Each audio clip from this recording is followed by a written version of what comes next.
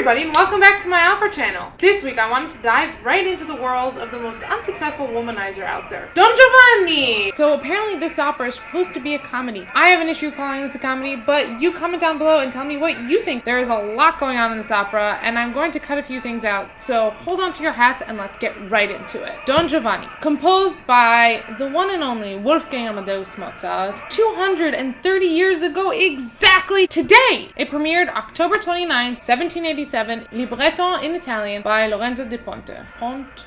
You can also see the final scene of this opera in the movie Amadeus. Go check it out. Without further ado, Act 1. Outside the commander's house, we find Leporello, Don Giovanni's manservant slash guy who has to clean up all of his crap, standing guard while Don Giovanni has masked himself and entered the room of Donna Anna, the commander's daughter, in order to seduce or rape her. There's a whole controversy in the opera world whether or not it was rape or seduction. I'm going with rape, and as we find Donna Anna and Don Giovanni, she is yelling, "Do not hope, unless I kill you, that I shall ever let you run away." But Leporello is obviously not doing a good job on keeping watch, since the commander enters the room and finds Donna Anna and Giovanni in a very compromising situation. He then challenges Don Giovanni to a duel. Don Giovanni wins and runs off. As Donna Anna is over her dying father's body, walks in her fiancé, and Don Ottavio is shocked to find his future father-in-law on the ground. He tells Anna not to worry because she has a father and a husband in him. Gross. Anna makes him swear vengeance for the man who has done this, and we move on. Great opening for an opera. We continue as we walk through a square. A beautiful woman walks by, crying that her lover has left her. Now, Don Giovanni is like, I got this. Check me out. He goes up and he's about to hold on to her hand and he realizes her husband, who has run away, is the one, the only Don Giovanni. This woman is Donna Elvira. Giovanni has no idea how he's going to get out of this, so then he takes the only person he knows he can trust and, Leporello, can you get me out of this? I gotta go. Leporello, who is not the greatest person to be talking to once your husband has left you for the second time, has decided to tell Donna Elvira who Don Giovanni really is. He shows her a ledger, and in the ledger it says that Don Giovanni has slept with 640 women and girls in Italy, 231 in Germany, 100 in France, 91 in Turkey, but in Spain, 1,003. And altogether, that is 2,065 women that Don Giovanni has Falstaffed across Europe. Great way to make a woman feel special, Leporello. Really. Donna Elvira pledges to take revenge over Don Giovanni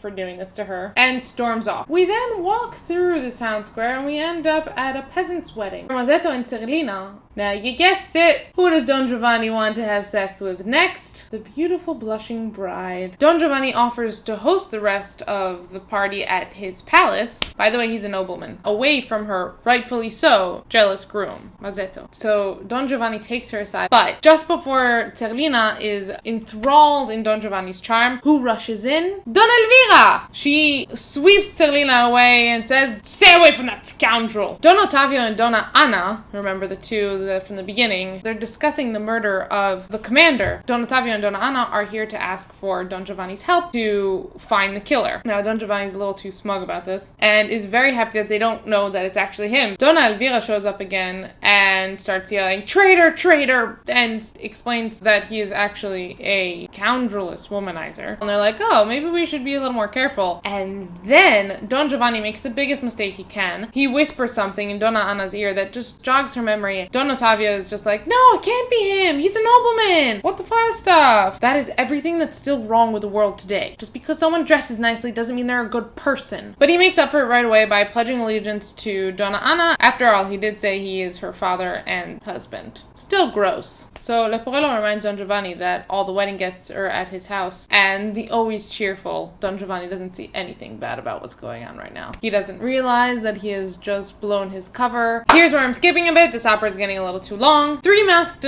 guests arrive at the wedding. These 3 people are Donna Anna, Don Ottavio, and Donna Elvira. At the same time, Leporello is busy distracting Mazzetto while Don Giovanni is still trying to go for Zerlina. He just doesn't understand the word no. Zerlina screams and asks for assistance to get this man off of her, at which point Don Giovanni drags his one and only friend, Leporello, onto the stage, puts a gun to his head and says, I'm going to defend this woman's honor by killing this horrible man who's done everything. Everyone knows it's you. Poor Leporello, really, all he wanted was a job. End of Act 1. Finally. Wow, that was a mouthful. That a lot happens in that Act 1. Act 2. So Act 2 opens when Don Giovanni is trying to seduce Donna Elvira's maid, his wife's maid. In which case he asks Leporello to lure Donna Elvira away. They switch clothes because obviously she won't be able to recognize him if he wears Leporello's clothes and Leporello wears his clothes. You didn't want it? Why'd you marry her? While Leporello is trying to get rid of Donna Elvira, Donna Anna and Don Ottavio also arrive. And they said, we found Don Giovanni, let's kill him! But since Elvira has been seduced again, she's like, no, he's my husband, please don't touch him, don't kill him, please, I beg of you, beg. Voila! I am not Don Giovanni, I am Leporello, you don't have to kill me. Elvira, he has fooled you twice, shame on you. Skipping. We arrive at the cemetery where the commander is buried. Don Giovanni and Leporello are just leaning against his statue. Leporello realizes that on the gravestone it says, here I am, waiting for revenge against the scoundrel who killed me. Leporello is shaken by this because the statue also just moved. Don Giovanni is just like, joke's on him, he's dead, I'm not. Leporello isn't seeing it that way. He says, this is weird, man, I'm out. Don Giovanni then invites the statue for dinner. He goes, you want to kill me? Come for dinner. The statue moves and agrees that they will come for dinner. Skipping a bit. You know when they ask, like, if you could have dinner with anyone in the world, living or dead, who would it be? I wouldn't choose the person I have recently just murdered. So now Don Giovanni has organized a giant feast for his victim. Then the commander arrives and's like, Don Giovanni, you invited me for dinner. And Don Giovanni's like, oh,